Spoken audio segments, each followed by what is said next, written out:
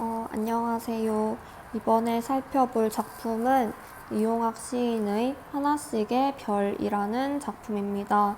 이 작품은 이제 얼마 전인 2018년도에 기출이 된 작품인데요. 한번 살펴보겠습니다. 먼저 이용학 시인에 대해서 먼저 알아보자면, 이용학 시인은 해방 이전에는 유의민들의 비극적인 삶에 관심이 있었대요.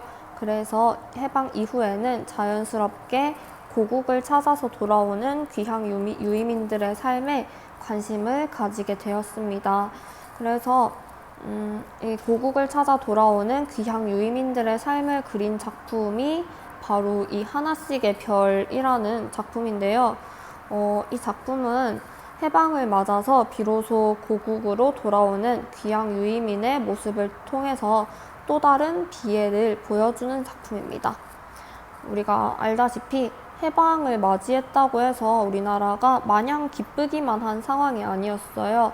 그래서 해방을 맞아 이제 귀향 유의민들이 고국으로 돌아오기는 하는데, 돌아오면서 느끼게 되는 또 다른 비애에 대해서 이야기하는 작품입니다. 이 시의 화자는 이렇게 귀향하는 유의민 중에 한 사람이라고 할 수 있습니다. 네, 이제 작품을 같이 살펴보겠습니다. 1년부터 살펴보면 무엇을 실었느냐 화물열차의 검은 문들은 탄탄히 잠겨졌다. 이제 화물열차라는 소재가 등장하고 있고요. 바람 속을 달리는 화물열차의 지붕 위에 우리 제각기 드러누워 한결같이 쳐다보는 하나씩의 별. 바람을 달리는 화물열차 지붕 위에 우리, 이제 시적 화자를 포함한 우리들이 등장합니다.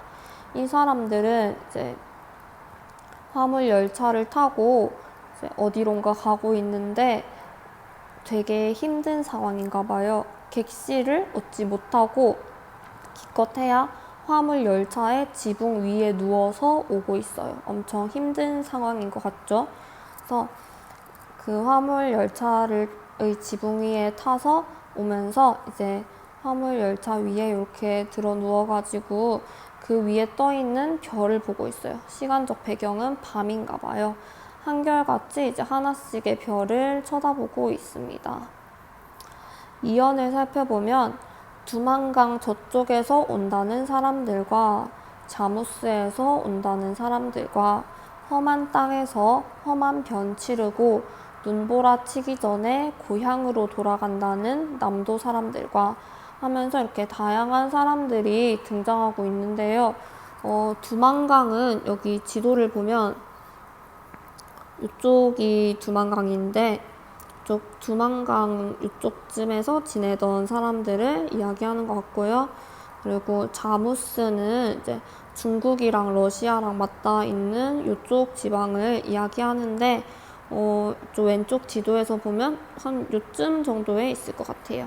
그래서 우리나라에서 살기가 힘들어가지고 이제 북방으로 이동해서 지내던 사람들이 이제 다시 돌아오는 것 같아요, 우리나라로.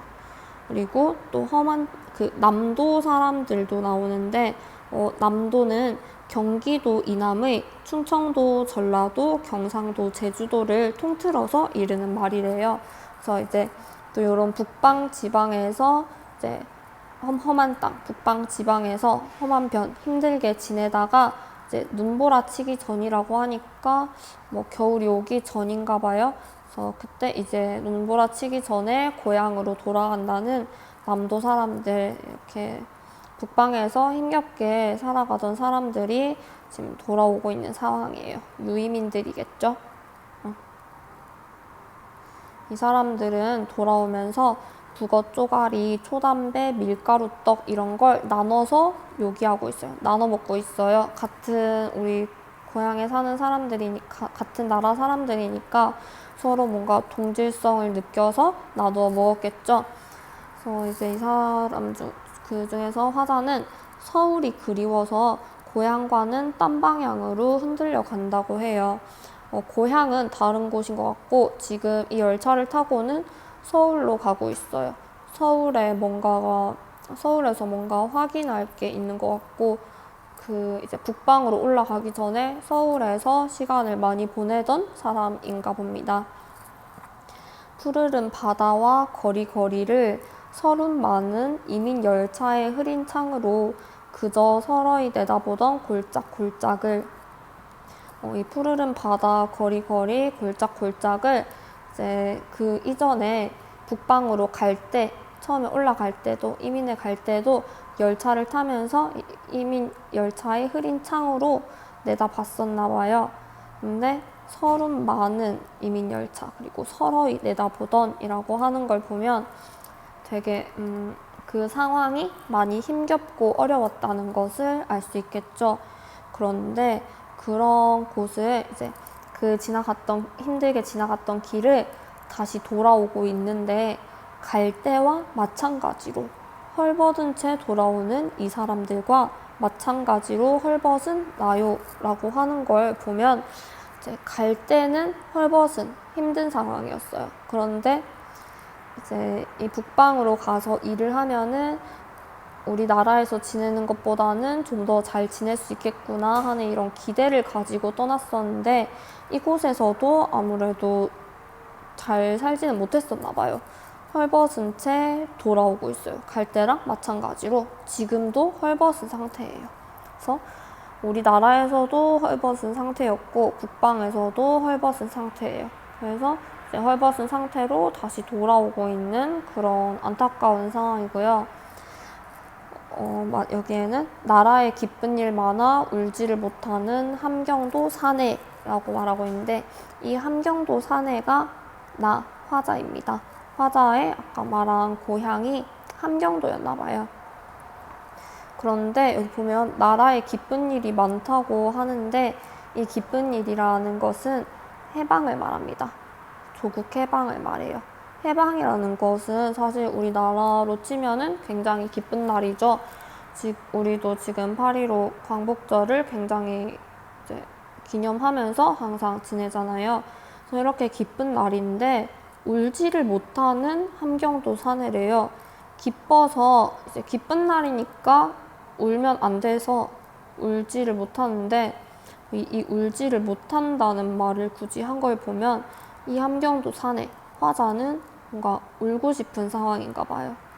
조국이 해방이 돼서 엄청 떠들썩하기는 한데, 조국에 이제 해방이 됐다고 해서 조국의 상황이 마냥 좋은 것도 아니고, 이 유민들이 계속해서 힘겹게 살아갈 것이라는 걸 알기 때문에 이제 이 함경도 사내인 화자는 울지를 못하는 이런 애매한 감정을 느끼고 있는 거겠죠.